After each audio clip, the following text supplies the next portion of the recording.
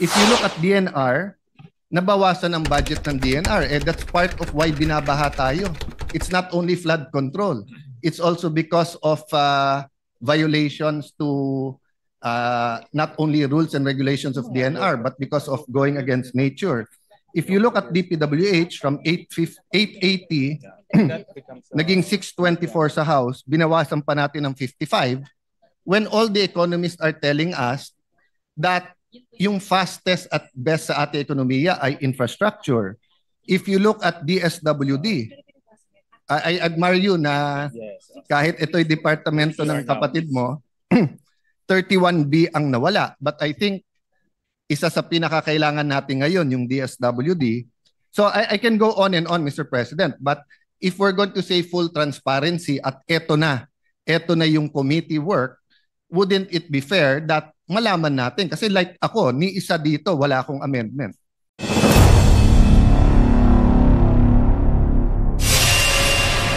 Mr. President, having closed the period of interpellation last week, Mr. President, I move that we resume consideration of House Bill number 4058 under Committee Report number 18. This is the 2026 General Appropriations Budget Bill, Mr. President. I so move. Is there any objection? Hearing none, the motion is approved. Consideration of the said measure is now in order.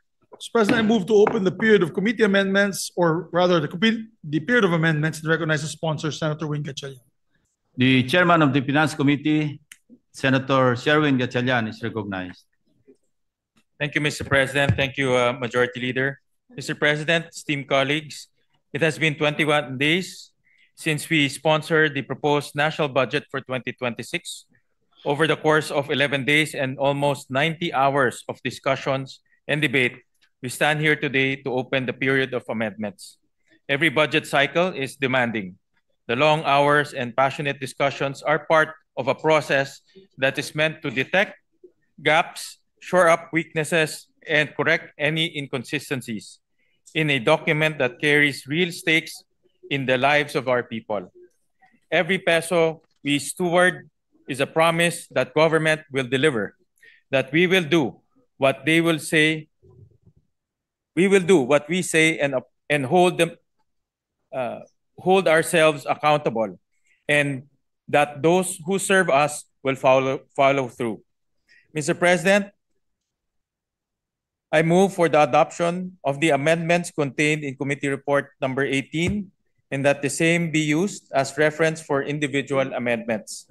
For everyone's information, Committee Report number 18 has been uploaded to the Senate Budget Transparency Portal. Further, consistent with the commitment of the Senate for a transparent budget process that aims to restore the people's trust in Congress and the government, all proposed individual amendments shall be read on the floor and submitted for the body's consideration. With the consent of the body, the Senate officers will introduce their individual amendments, after which other members will present their proposed individual amendments specifying the agency, the program, activity, project, or PAP, and the amount. I so move, Mr. President. Mr. President, before that, parliamentary inquiry, Mr. President. Senator Alan Peter Cayetano, the Minority Leader, is recognized. Thank you, Mr. President. Mr. President, may I just ask our dear chairman, ang ating masipag na chairman, some clarification. So yung committee report that you submitted after the committee briefings, yan ang basis natin today. Correct. Correct Okay. po.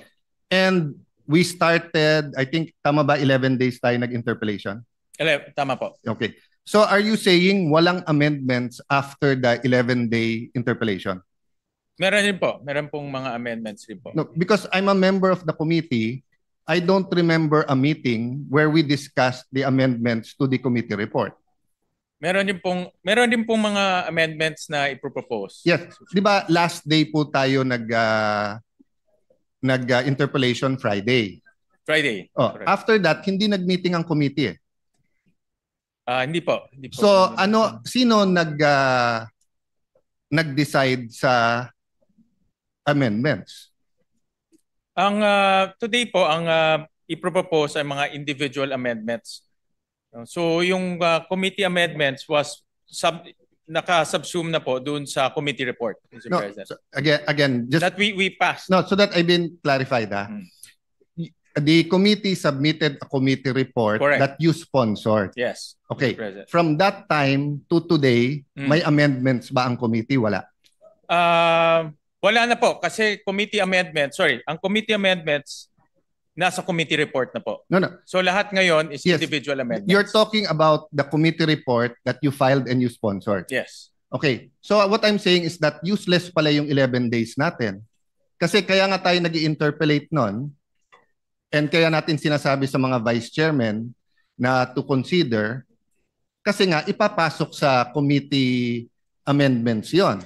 Actually, So are we saying that exactly etong binigay nyo na summary plus the soft copy? I understand the soft copy kasi kung titingnan mo yung mga libro, ang kakapal nun. And of course, I congratulate you for that innovation and I heard you got a lot of students, di ba, nag-AI and hinimay nyo yung budget. But I'm saying is that kaya tayo nag-i-interpellation para nga yung committee ma-present sa buong 24 and based sa interpellation, pagtingin ng committee tama, magko-committee amendments. Yes. Pero if you're saying no committee amendments, does that mean that none of our interpellation hit the spot? Actually, ang committee amendments po came in the form of the committee report. No, Yun po Mr. yung Chairman. aming sinamit. No, the committee report was your amendments to the GAB.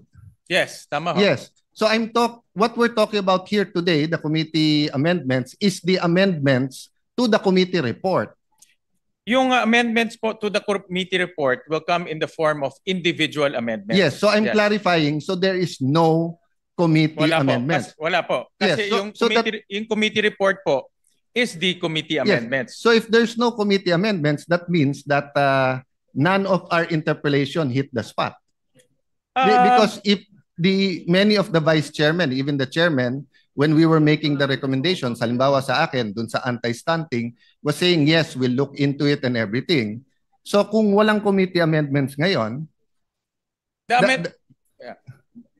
means we went through the process, the 11 days, but we weren't really talking about it. And there was no committee meeting to discuss nga na walang committee actually amendments. Actually po, ang process, the committee report is the committee amendments.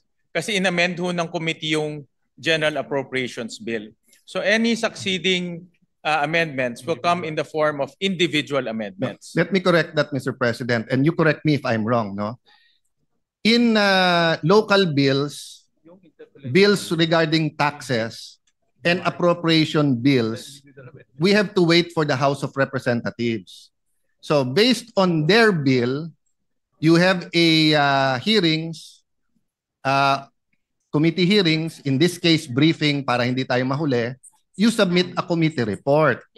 But when you submit the committee report, may period of interpellation. Yeah. After the period of interpellation, period of amendments. So dun sa period of amendments, meron pong committee amendments kung nakita yung committee yung point ng individual members. So unlike an ordinary bill, we have the Senate version. So hindi nyo ina-amend yung sa House kasi Senate version kaagad eh. So yes, you're correct that this summary here amended the House version, the GAB. But it did not amend your committee report. Yeah. Because, Mr. President, we agreed several individual meetings, you had caucus sa groups natin, that iibay natin yung proseso and we will make it very transparent. So if what we're saying, Mr. Chairman, I'm saying this with all due respect and I appreciate the work you're doing. If you're saying now that eto na rin yung amendments from the House, I want to point out that parang baliwala naman yung interpellation. Now, having said that, kung eto na yung sa House, in the spirit of transparency, I'd like to know who moved. So for example, no, sa Department of Education, it's good na dagdagan ng 78 billion. Sinong nag-propose nito? But for example, sa state universities, 9B lang. Punong-puno. At saka yung iba per unit napakababa. So hindi maka-keep up yung state universities. If you look at DNR, nabawasan ang budget ng DNR. That's part of why binabaha tayo. It's not only flood control. It's also because of violations to not only rules and regulations of DNR, but because of going against nature. If you look at DPWH from 880, naging 624 sa House, binawasan pa natin ng 55, when all the economists are telling us that yung fastest at best sa ating ekonomiya ay infrastructure.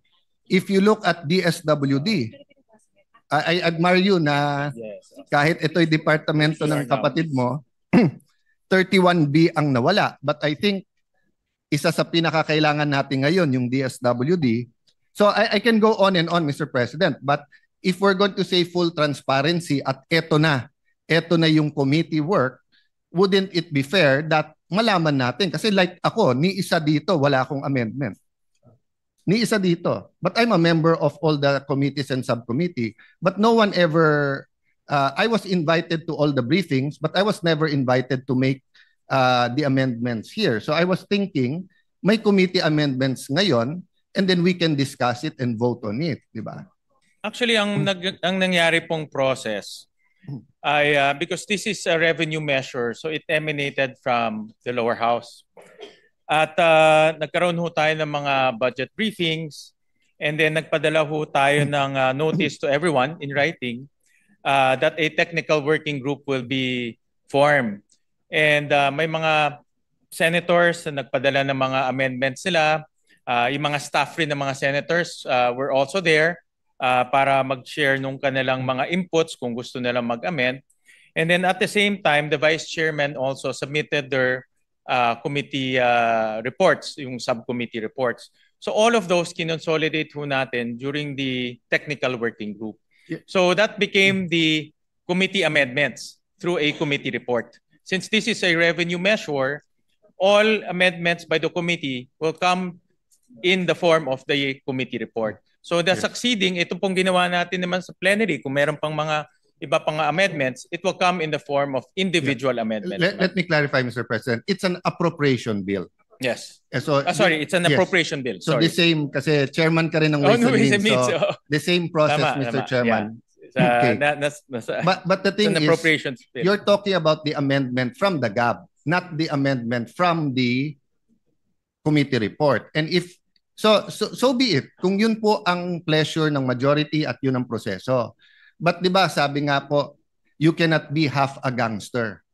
You're either a gangster or not, 'di ba? You cannot be half a person who believes in values, 'di ba? You believe it or not. So either we believe in transparency or not. So if we're going to ask members now to propose their individual, maliliit yun eh. So hindi ba dapat malaman natin kung sino ang nag-propose ng mga to at ang proseso ng pag-approve nito, 'di ba? So kung meron dito may advocacy na itaas yung intelligence fund ng ganitong agency, o kung justified 'yun, okay. Kung meron dito ang gusto itaas ang per day na pagkain ng preso, maganda din naman 'yon, 'di ba? So dapat alam natin kung sino yon. Kung meron dito, sinabi DepEd hindi dapat state U ang mas mataas ang increase. Kasi for example, I agree education, pero 78B to DepEd and 9B sa state universities, medyo malayo. So I'd like to know who proposed this. So kung sinasabi natin yung vice chairpersons ang nag-approve, nagsabit sa inyo, but who proposed it? Kasi we will be showing people here that si Alan may amendment ng 500 million, 1 billion, 5 billion, baka tanggapin nyo, baka hindi. Pero totally inamend natin dito, billion. I'll give you another one example that's important to me. Many of us here believes dapat walang unprogrammed funds. Dapat wala. Kasi before 2022, wala naman unprogrammed eh. 'Di ba? So, pero ang committee report nakalagay dito binawasan lang ng 68 billion ang unprogram, 174 billion ang natira sa unprogram. So that's what I'm saying. If we had a meeting after Friday or a caucus, we could have voted whether or not tingin natin may unprogrammed funds o hindi. But if it's your pleasure, we do that sa individual, that means you will allow us to do the individual and then to give a pretext. So for example, Mr.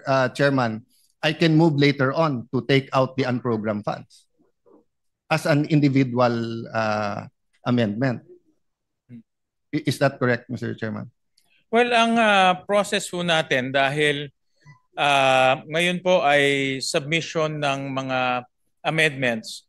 So the committee will welcome yung mga individual amendments sa mga members natin. Last point, Mr. President, because I don't want to belabor. What I'm saying is that it's an extraordinary budget with extraordinary problems. So dapat extraordinary din yung solution. So ang problema, ipapakita natin sa tao yung maliliit natin amendments at kung sino nagpro-propose nito at kung tatanggapin o hindi. Pero yung kalalaking amendments, hindi nating i-reveal sa tao kung sino ang nag-propose. Actually ho, yung technical working group, doon ho natin pinag-usapan itong mga amendments. Inipon-ipon ho namin yung mga amendments, inipon-ipon ho namin mga recommendations. Marami ho tayong mga senador na nagpadala po ng kanilang mga recommendations. So doon namin inipon-ipon po yung mga amendments. And that's not a problem, Mr. President, if the committee met afterwards for the committee amendments. Kasi even if you look at the rules, amendment comes after the debate is closed. So lumalabas, baliwala yung 11 days natin na debate eh. Hindi naman. Kasi yung mga napag-usapan natin, like for example, maraming mga napag-usapan at gusto pang i-amend yung committee report, it will come in the form of individual amendments, Yes, which we will... But when it comes in the form of individual amendments, first of all, tatagal. So for example, if I have 100 amendments, and let's say 5 of them are important to me, I mean, life or death to me, I will ask for nominal voting. Pero kung nag-meet ang committee or may sistema ang committee na kung saan pinasok sa committee report, committee amendments, then we don't have to go through 100. That's why in the previous systems, Mr. Chairman, I'm trying to be brief, but trying to explain it well. So I apologize to our Senate President and Senate President Pro Temp and Senator Win, no? Kasi nga this is new eh. So before, ang sistema natin simple lang. So same system hanggang sa committee report, di ba?